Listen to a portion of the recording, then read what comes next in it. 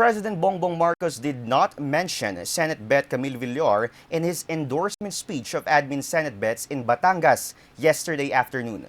This is the first time Villar has been omitted in the speech, as she is always included in his previous campaign speeches despite her constant absences in Alianza sorties.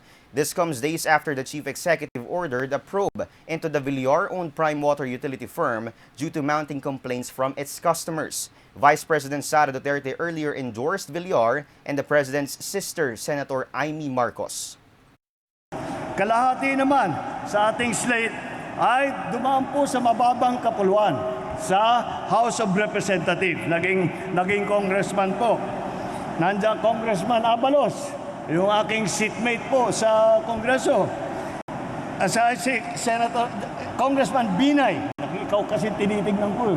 Congressman Binay, na seatmate ko po nung kami nasa Kongreso. Si Congressman Abalos, dumaan din po sa mababang kapulungan.